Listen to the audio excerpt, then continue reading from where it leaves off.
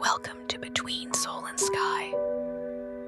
This is a soul-centered invitation to a spirit-led, soul-inspired podcast dedicated to guiding you on the evolutionary journey of the soul. Here's your host, Ricky from the Star Whisperer. Hello and welcome on back to another episode of Between Soul and Sky. I'm really excited for this conversation today with you because I've found myself in the past week in reflecting on the conversations I've been having with people that have noticed there's this momentum that a lot of people are starting to communicate. Like, I feel like I need to do something. I feel like I need to get something done. I feel like I don't have a lot of time. And there's this sort of rushing energy that's happening, this very impulsive energy that's unfolding. And it really put me into this space where I asked someone a question and I said, well, what happens if the path forward was not necessarily about grand gestures and taking these leaps of faith and all about just taking so much action in the moment? And what if it was about the small little steps that you take? Or better yet, for those of us that may be procrastinators that are not taking any action at all, what would it look like just to take one small step? And so I feel like when I look at the energy for what the next month and a month and a half has in store for us, I feel like the season that we're entering is about refinement, is about effectiveness rather than rushing. It's about discipline and precision. And what happens is I feel like out of the desire to get something done as fast as possible, we could cut corners, we could make mistakes, and the quality of the work is not going to match what is inside of you. And so there's such a power right now in this time about being able to evaluate our actions, to be able to measure, am I being efficient? Am I being effective? And I feel like we have to be able to do this without judgment because this is not a pursuit to perfection. This is actually embracing the parts of ourselves that are imperfect for the purpose of just improvement in general. And so as I look at this energy coming in, I have a bunch of notes that I took on this because I started to sit with this and I was writing all my thoughts down and I was like, this is such a potent time for us. Part of the conversation I want to have today is all about Mars transiting Virgo. But before I get into that, I have three questions that I want to start off with. The first one is, what would it look like if you did everything right now in small steps rather than focus on taking on everything, focusing on what you can do in the moment rather than for the longevity? Understanding that I know you're working towards some sort of long-term goal or whatever it may be, but it's in the small steps and the enjoyment of these small steps that is actually going to get you to that long-term goal, whatever that may look like. The other question I want to ask here is that if we're not in the space of refinement and efficiency, and we're just trying to get stuff done, are we really mastering something, or are we just becoming the jack of all trades, master of none? And I feel like part of this Mars and Virgo energy is asking for us to improve upon the way in which we're showing up. The goal is not to be perfect, but to be present. And when we're present with each step, we can enjoy the process. And that's what's so beautiful about Virgo. And my other question I want to ask is, what might your life look like if we shift our perspective towards treating our everyday actions and habits more sacred, more holy, and put more intention into what we were doing? How would our everyday life change? Again, this is a lesson within Virgo, but it's a lesson that we don't need to look at astrology in order to integrate. This is something that we can see is missing in so many different areas. And within Virgo, we have to be able to appreciate the parts of ourselves that are imperfect. The difficulty is we can be very sensitive to that self-criticism. So it's being able to be compassionate and loving in the fact that we're looking at the parts of ourselves that need some work. And that's okay. And so my goal in the next month and a half for us is all about reflection. Can I reflect on my life? Can I be able to sit and look at everything that I'm doing on a day-to-day basis, especially with our actions? How can I refine things? Perhaps you're going to notice that you're wasting time in specific areas, or you're not being as effective as you possibly could be. And my last word is precision. And I really would reflect on these two words, honestly, reflection, refinement, and precision, and how are they showing up in your life right now? And how can I integrate them more in my everyday life with everything that I do? It's our everyday life. It's from brushing your teeth. It's from taking a shower. It's from washing your hands, from doing the dishes to going to the gym to how I'm driving to everything. And so one of the ultimate uh, lessons or the ultimate archetypal themes within Virgo is how can they channel that beautiful energy, their useful, practical energy in a way in which is effective, is efficient, and can help not only others, but also themselves. Because for those of you that have done sessions with me in the past, and you may have strong Virgo energy, we have to evaluate the part of how we could be self-sacrificial. And that may also be showing up for some of us right now. How are we not putting ourselves first in a healthy and organic way? It's very difficult for Virgo. When I talk about the Virgo archetype, I'm going to talk about this a little bit more.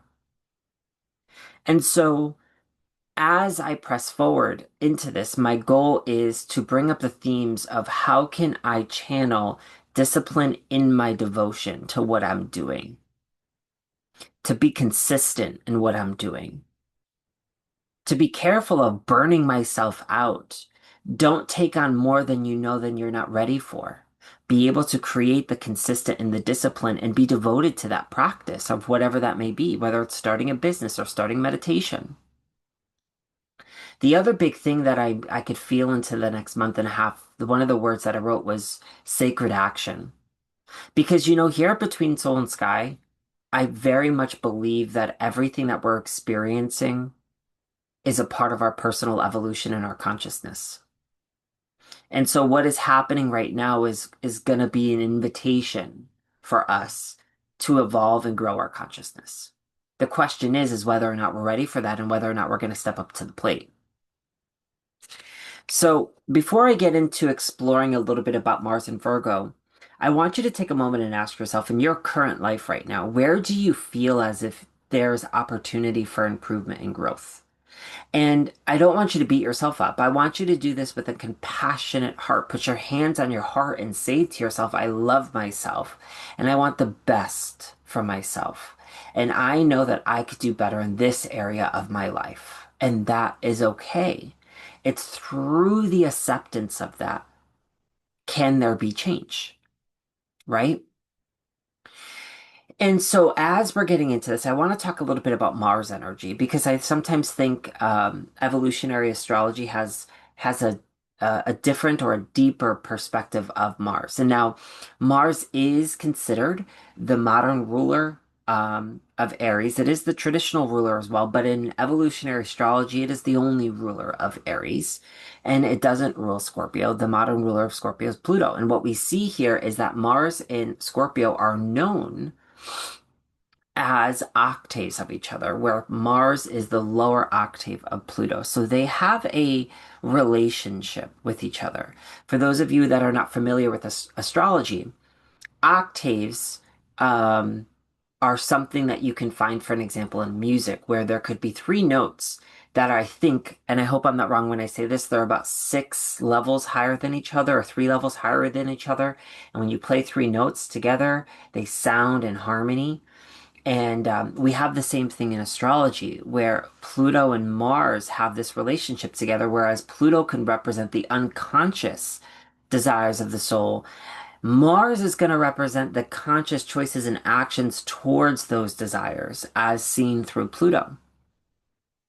Pluto has a lot to do with our instincts. Pluto has a lot to do with the continuous process of becoming.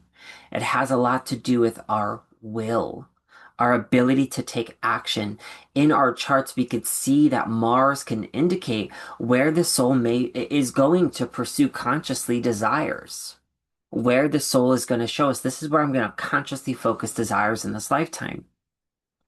Now, what's really unique that I want you to think about is the word karma in Sanskrit translates to action, and Mars is an action-oriented planet. So, could we say that through Mars we could see how we are individually and collectively creating our own karma? And so, as we're embracing and integrating and getting ready for a new Mars cycle, which begins on the 17th of June, how am I creating karma? And for those of you that are new to this, one of the things that I just want to say is we're constantly creating karma for ourselves with every single choice and decision that we're making. We are creating karma right now by listening to this together. I am creating karma for myself right now by creating this because karma is an action. It's the action and then the reaction to that action. And what's happening is that the goal is to become aware of how you are creating your own karma. And Virgo, which is what Mars is entering, is giving us the opportunity to refine, reflect, and create more precise, positive karma for ourselves at one level. There's a whole slew of themes that we could look at, but that's just one perspective that I want to bring to the table. Now, at the same token, Mars has this whole other world which can bring out the distortions, which could be reactivity of the anger and frustration, impulsively making decisions, burning bridges, getting clouded by those egoic desires, becoming attached to the physical world and not being able to attune ourselves to the soul instinct and actually attuning ourselves to the ego instinct. So we're acting out of that primal energy that is only perpetuating the process of karma that the soul has been living through many lives. But here's the deal. When we become aware of this, Mars can become a beautiful source of creating positive karma for the soul. The other thing that I want to bring to the table is Mars does bring conflict to the table as well. Now, conflict is not always bad. This is something that I stress over and over again. And I also want to stress that anger is not bad as well. It's the fact that as a society, we haven't been given the tools to properly navigate and integrate and engage with our anger and our frustration. That we have, that society has created such a negative perception of this emotion. And it's the same thing with conflict. Many people don't have the tools to understand what conflict is showing us. And conflict is showing us the pivotal moment where the soul is seeking to evolve beyond where it is. Conflict is the initiator of change, but not everyone is ready for it. Now, let's talk a little bit about Virgo for a minute. Virgo is a transitional archetype. And what I mean by that is when you look at the natural zodiacal wheel, with Aries being the first house, Virgo being the sixth house, Pisces being the 12th house. Virgo is considered the transitional archetype because it sits between the fifth house and the seventh house, whereas the fifth house has a lot to do with the personal me. Here I am, this is me. It's the strong Leo energy. It's all about me and creatively actualizing myself in this world. This is who I am and creating that imprint. Whereas in Libra or the seventh house is about sharing and being in relationship with others. So Virgo is kind of nestled in between these two archetypes. And what happens is within Virgo, we become aware of our imperfection, our misalignment. We become aware of the distortions within the ego that have been created through the fifth house. And the sixth house is going to seek some degree of purifying those imperfections or purifying those unhealthy ego constructs. So I often call the sixth house the pathway to whole and humble. And you may find, and it's funny because within the sixth house, I also just want to say, I don't find a lot of people using the word wholeness within the sixth house. But Virgo is in pursuit of that at its core, at its evolutionary journey. There's something about becoming aware within the sixth house shares a relationship with the 12th house. There's something so beautiful within Virgo that they recognize or can recognize that wholeness.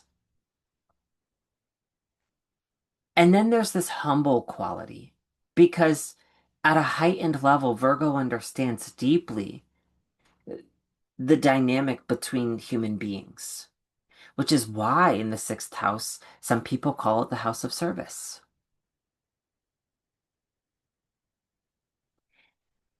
The other big thing that I want to bring to the table within the sixth house and in Virgo, I always talk about health, the mental health, the physical health, and our spiritual health. It's finding the balance in this triad of energy. And Virgo wants us to learn how to take care of ourselves. Because within Virgo, Virgo can be so good at taking care of others that they forget about themselves. So it is so important for us to bring this to the table because in the next month and a half, one of the questions I want to ask is how are you taking care of you? What are you doing to take care of your mental, spiritual, and physical health?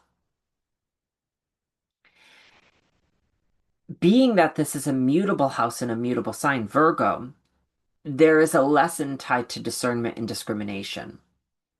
And I think that has a lot to do with the fact that this is a transitional archetype, being able to recognize the transition between that complex of the king or the queen and being the center of attention in the fifth house. And this is my life and it's all about me. Prior to getting into relationships and sharing with other people, there has to be this discernment and discrimination, right? And so I think when we see Virgo, I often also will bring in the ideology of crises.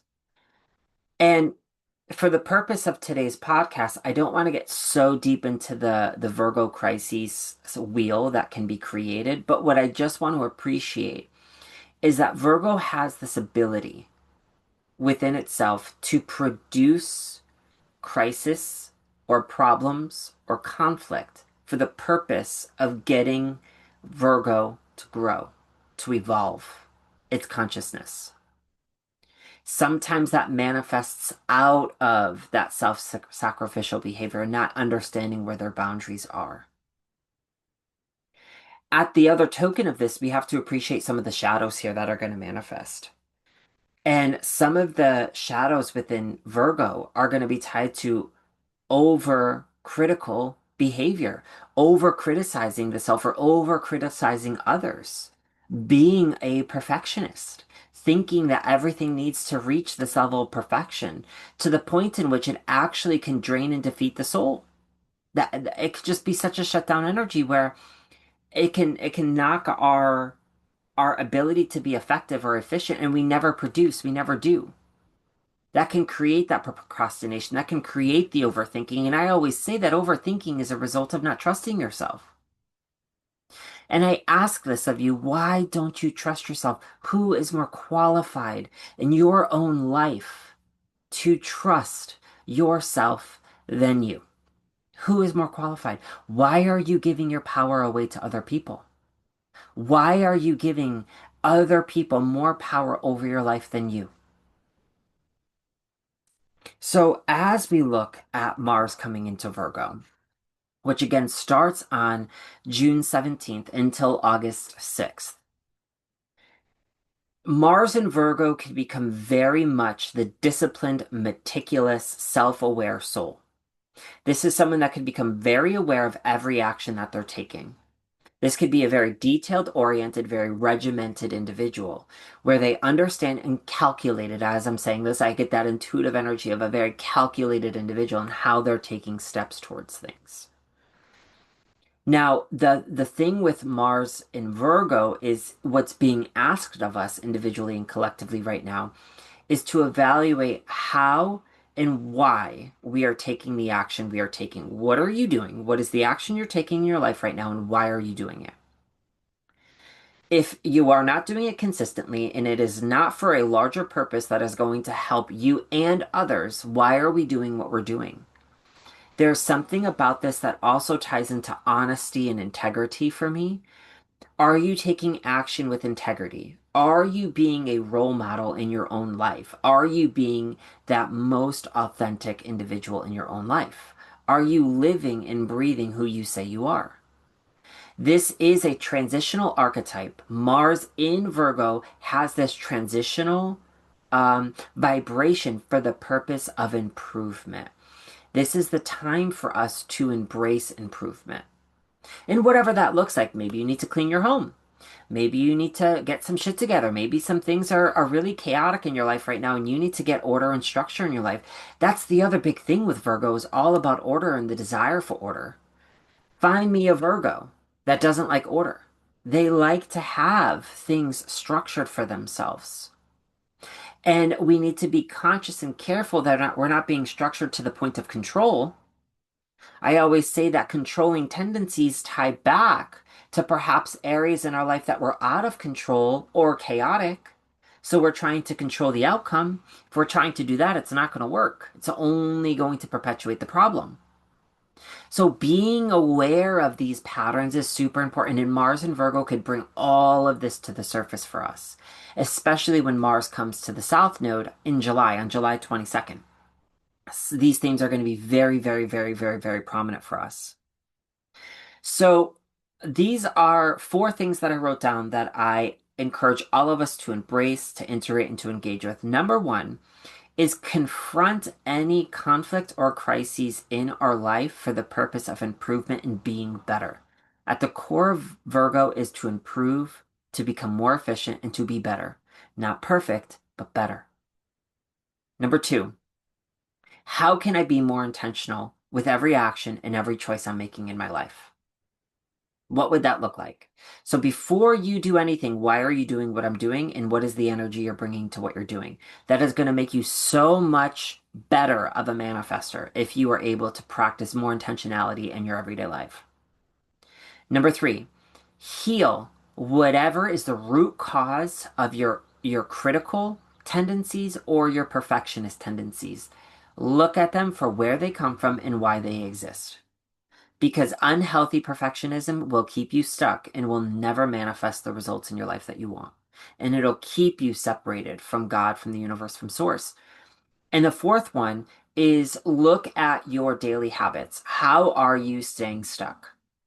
Are you giving me excuses to why you're not taking care of yourself, going to the gym, meditating every day, working out, cleaning the house, getting out of the relationship? What is it that needs to be improved? What daily habits can I work on?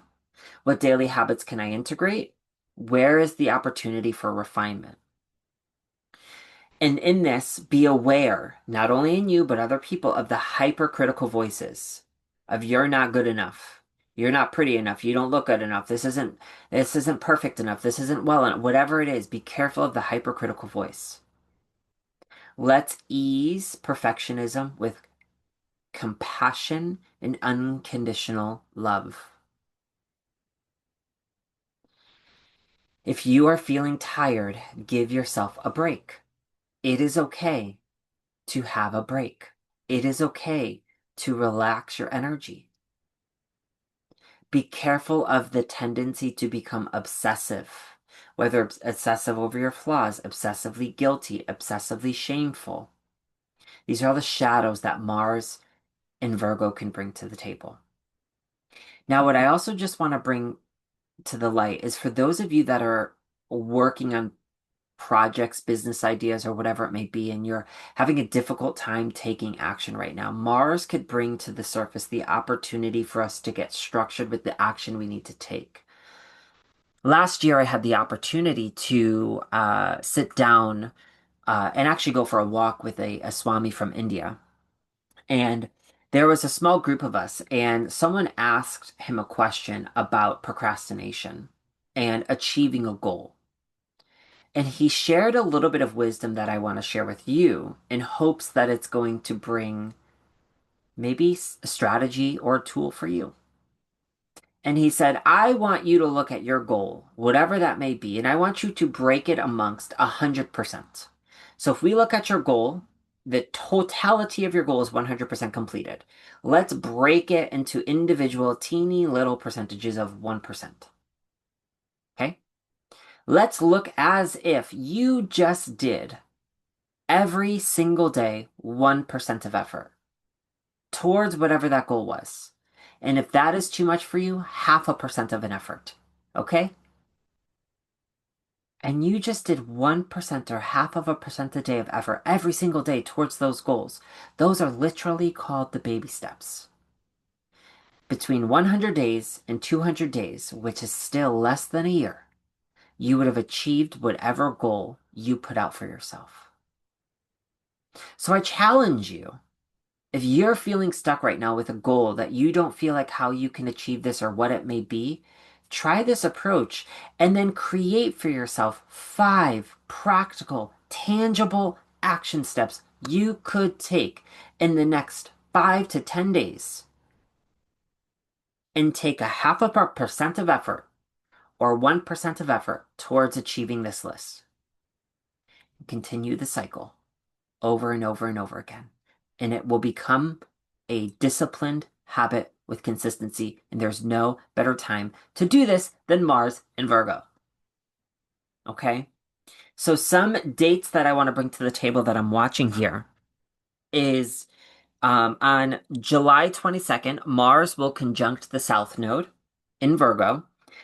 And uniquely, when Mars conjuncts the South Node, Venus in Gemini will be squaring that South Node in Virgo and Mars in Virgo. What an interesting transit, to say the least. Why do I say this? Because both Mars in Virgo and Venus in Gemini are both ruled by Mercury. And as this transit is happening of Mars in Virgo, and when this specific transit happens of Mars on the South Node in Virgo, Mercury will be retrograde. Mercury has its retrograde this year from July 17th until August 11th. This does not include the pre-shadow period or the post-shadow period. I'm just giving you the very specific dates here. So what we can see is that to some level, there is a shift that is happening in the messaging, in the communication that is happening, in how we are taking action, and how we are valuing that which we are communicating and that which we are receiving. As a result of this, Mercury does have a lot to do with how we are perceiving our reality. And between these 3 personal planets, this is going to be a foundational moment for the way in which we are shaping and creating our reality. Within Mars, this is going to reflect the conscious desires of the soul. Within Venus, this has a lot to do with the inner vibrational frequency that you are creating by which you relate to yourself and how that becomes the point of attraction. And within Mercury has the ability to label and perceive the reality that's around us. If you are in a point in your life in which you are trying to create massive change, or if you're trying to manifest something in your life, or you're trying to align with your soul, this is a beautiful opportunity. I think every transit is, but this is a very potent time for us. And so I wrote some notes that I want to share with you as some key things that this July transit could bring to the surface. Number 1 is we want to be very conscious of polarized messaging, meaning 2 different perspectives. We could see this today. There is immense polarity occurring on the planet right now. This could amplify these polarities, okay? We want to be careful of information overload, misinformation, lies, deceptions, breakdowns in communication. All of this is possible. Mars is also a planet of conflict, harsh conflict. Could this indicate an exponential growth of conflict somewhere in the world? Mars is the god of war. Aries has a lot to do with war and conflict. Mars rules Aries. Okay? My other energy I ask is the head and the heart. What's going on here? Is our head and heart in alignment? What are our values? What do we value in our life right now? What is the most important thing to me and to us? And how can we synergize that together? I said this earlier to be careful of burnout, be careful of disillusionment with this transit in particular. Be careful of manipulation of information is very possible. Now, the other thing I just want to bring up here too is health. I'm not going to get into the medical side of astrology right now, but health is definitely something that is unique with Mars and Virgo on the South Node. Now, the other important dates that I want to bring to the table are not necessarily dates, but just the shifts that are happening is while Mars is in Virgo, Mars becomes the ruler of Saturn in Aries and Neptune in Aries. So we're going to notice that a lot of the Aries energy that Saturn and Neptune are going to be bringing to the surface over the coming years. And I mentioned this in the last podcast, but if you are not caught up with Saturn and Aries, and if you're not caught up with Neptune and Aries, I have done lives and videos on both of these topics for which you can find on my YouTube channel and you can find on my Instagram at thestarwhisperofficial.com. I did a few events with for Soul Streams with Tara All, and I've done a few events as well with Charlotte on the Star Pulse. And so you can check out both of those on Instagram and YouTube. But what I would say is that we are bringing form and we're bringing purpose together for the desire within Virgo to serve something, to serve the world, to serve others. And we're trying to align ourselves with that spiritual warrior. And I think Mars in Virgo is going to give us the opportunity to really refine what that means to us. And so I want to leave you with a challenge, a Mars and Virgo challenge for uh the next month and a half between today and August 6th. And I call it the Mars and Virgo challenge. And so I want you to pick one of these three things. I want you to either pick something that you want to devote more time and energy to, um, or starting a new morning routine for yourself, or creating a health or spiritual goal for yourself, or a creative project. Pick something here. And I want you to pick three actions that you could take to develop a consistent routine towards this specific um, thing, habit, whatever it is that you want to create for yourself. Three specific actions to making this happen. So if it's the devotion, if it's a new morning routine, you want to get up early, what are three things that you can do consciously to help get yourself early every single day? Do you need to download apps? Do you need to get a better alarm clock? Do you need to set more alarms on your phone? Do you need to go to sleep? What changes do you need to make in order to support that goal? I want you to pick one challenge for yourself. And I want you to drop it in the comments wherever you're listening to this. If you're on YouTube, drop it in the comments. If you're listening to this on Spotify or you're listening to this on Apple Podcasts, shoot me a message over Instagram, hop over to YouTube and comment down below. What is your challenge you're signing up for between now and October 6th? Not October 6th, August 6th. And I want you to tell me what is that goal and what are the three steps that you're going to take towards achieving this? What are the three conscious, actionable steps that you can take towards achieving this goal? And I'm challenging you to do this. And in August, I don't know why I keep thinking October, but in August, I will come back to this point and I'm going to check back in with all of you and I'm going to see how many of you stuck through. Because if you stick through this, it will serve you more than you think. Because this Mars and Virgo energy can connect you with that deeper sense of wholeness and uniting yourself with God, with Source, with consciousness. And ultimately within the sixth house, which reflects into the 12th house, there's an understanding of what that ultimate truth could be. And this transit could be a glimpse for you, could bring this to the table. I appreciate all of you, no matter where you are listening to me today, for tuning on into today's conversation. I hope this brought some love and some wisdom and insight to the energy that we're going through. And I'd love to hear your feedback as always. And if you have questions or topics that you'd like to talk about, I encourage you to send me a message over on Instagram. You can head over to Patreon at Patreon/The Star Whisperer if you'd like to take some classes with me or if you'd like to join my Patreon community. I will be revealing my class series very soon, which you can learn all about how I use astrology and so you can apply or eventually become an astrologer yourself. I'm super excited to announce as well. I have some amazing guests coming down the pipeline. I have different Vedic astrologers, different tarot readers, grief specialists. I have Western astrologers coming on here as well. I have a nervous system specialist coming to talk with us. So I'm so excited to bring more of this wisdom with all of you. I just want to express my gratitude again for being here.